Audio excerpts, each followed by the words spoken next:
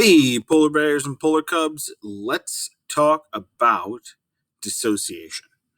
So, the word dissociation is really reserved for when acids and bases kind of break up in solutions. So, for example, a strong acid, you might have like hydrochloric acid plus water. And what happens is the hydrochloric acid dissociates and becomes, you get a hydronium ion and a chloride ion. And this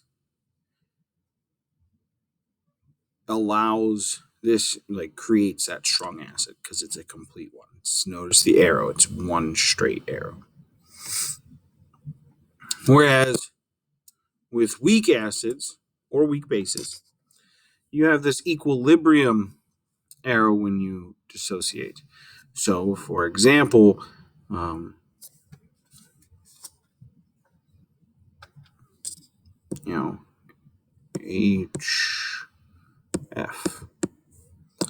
plus water.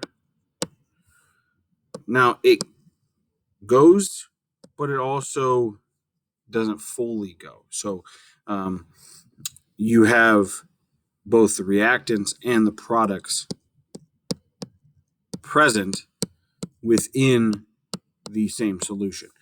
Whereas in the top, all of the products, that's all you had. You had no reactant. Same thing could be said for like iron 3 hydroxide.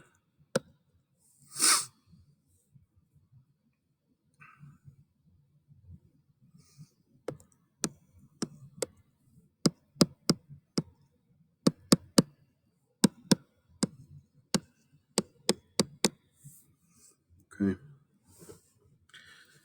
They'd be at equilibrium. It's what those arrows kind of signify.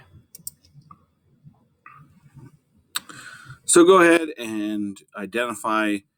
We're going to do the first three. So identify whether they're a strong acid, a weak acid, a strong base, or a weak base, and then show the dissociation. So let's do the first one together. That's a strong acid. So it's going to be plus H2O, one arrow, giving you H3O, which is hydronium, plus Br. And it's balanced already. So let's go ahead and try the next one. 3, 2, 1. It is a strong base, meaning it's going to break up into sodium plus hydroxide. And finally, for the third one, it is also a strong acid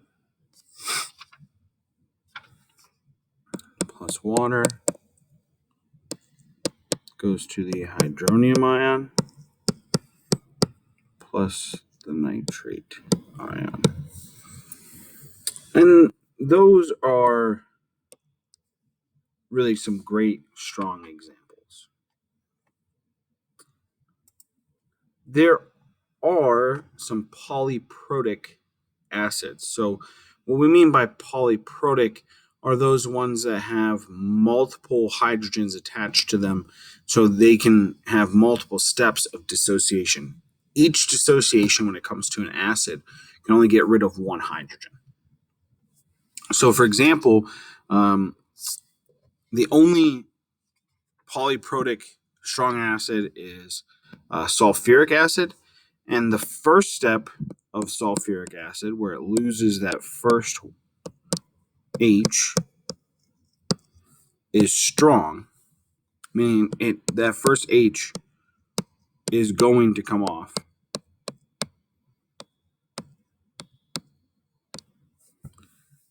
And that gives us kind of that.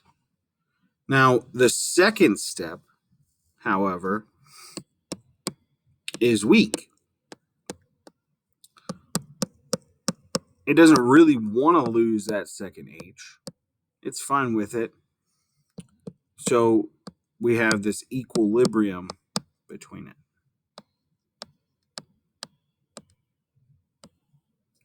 So at any point when you have sulfuric acid, you're going to have like a bisulfate, and then you could have just some sulfates in there as well. All right, that has been dissociation. Go ahead and give that worksheet your best try.